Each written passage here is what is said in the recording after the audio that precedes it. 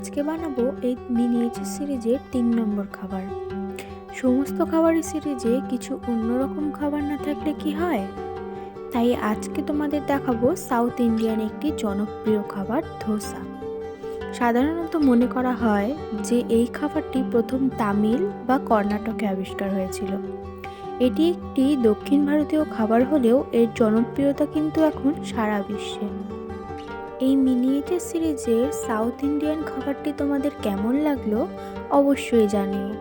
আর তোমরা কারা কারা এই খাবারটি ট্রাই করেছো সেটাও জানিও। কিন্তু দেখা হচ্ছে এই সিরিজের পরের খাবার নিয়ে।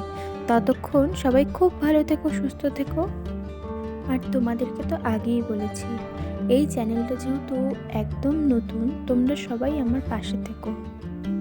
আর এই সিরিজের পরের খাবারটি কি বানাবো তোমরা কমেন্টে জানিও কিন্তু।